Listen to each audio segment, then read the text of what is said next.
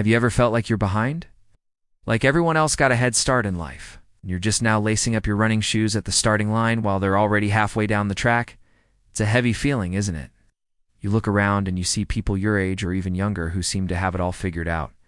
They've got the career, the house, the seemingly perfect life, and you're still trying to figure out which direction you're even supposed to be running in. The self-doubt creeps in, whispering that it's too late. The train has left the station, and you missed it. I want to talk about that feeling today because it's a lie.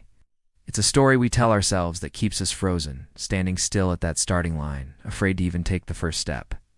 But I'm here to tell you something you might not want to hear, but you need to hear. Yes, you might be starting late. And because of that, you don't just have to run. You have to sprint. The one who starts late has to run twice as fast. Now, before you click away, thinking this is just another hustle culture speech designed to make you feel guilty, hear me out. This isn't about burning yourself out. It's not about sacrificing your well-being for some arbitrary finish line. This is about reclaiming your power. It's about rewriting your story. It's about understanding that your unique timeline is not a disadvantage. It's your secret weapon. Think about it. When you start later, you bring something to the table that the early starters don't have. Perspective. You've lived more life. You've made mistakes. You've fallen down and gotten back up. You've seen what doesn't work. All those detours, those wasted years you beat yourself up over, they weren't wasted. They were your training ground. You were collecting data, learning about yourself, figuring out what you truly want, not what society told you to want. The person who starts at 18 might be running fast, but they might be running in the wrong direction. You, with your hard-earned wisdom, have the clarity to choose the right path from the get-go. Your first step is more intentional, more focused than their thousandth. But let's be real, clarity alone isn't enough. It's the starting pistol, not the race itself. This is where running twice as fast comes in. It doesn't mean working 24 hours a day. It means working with twice the focus, twice the intention, twice the hunger. When you felt the pain of being left behind, you develop a different kind of drive. It's a fire that the comfortable and the complacent can never understand. You don't have time for distractions. You can't afford to procrastinate. Every hour counts. Every action must have a purpose. So how do we do this? How do we run twice as fast without collapsing from exhaustion? First, you get radically honest with yourself. Where are you wasting time? Is it scrolling mindlessly through social media, comparing your chapter 1 to someone else's chapter 20? Is it binge-watching another series that you won't even remember a month from now?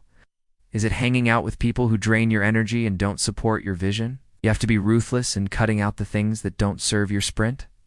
Your time is your most valuable currency now. You couldn't afford to spend it on things that do and give you a return on your future. Second, you have to embrace focused, deep work. When it's time to work, you work. No phone, no notifications, no 20 open tabs. You set a timer for 90 minutes and you pour every ounce of your concentration into a single important task. Then you take a real break. You rest. You recharge. This isn't about working more hours. It's about getting more out of the hours you work. 1 hour of focused effort is worth more than 5 hours of distracted, half-hearted attempts. This is how you close the gap. Third, you must become a learning machine. The world is changing at a dizzying pace. The skills that were valuable 5 years ago might be obsolete tomorrow. But you, the late starter, have an advantage. You're not stuck in old ways of thinking. You're a blank slate, ready to absorb the most current, most effective strategies. Read books, take online courses, listen to podcasts, find mentors who are where you want to be. While others are coasting on outdated knowledge, you're equipping yourself with a cutting-edge toolkit.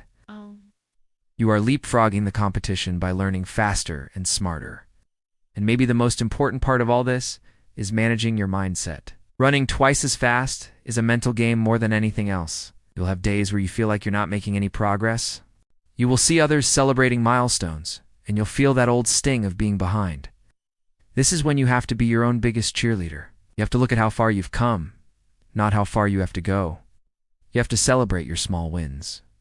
Did you stick to your deep work schedule today? It's a win. Did you read a chapter of a book instead of scrolling? That's a win. Did you say no to something that would have derailed you? That is a massive win. Think of it like this. A rocket uses most of its fuel during takeoff. The initial launch requires an immense explosive amount of energy to break free from gravity's pull. That's you right now. You are in the launch phase. It's going to be intense. It's going to require more effort, more fuel, more fire than the later stages of the journey.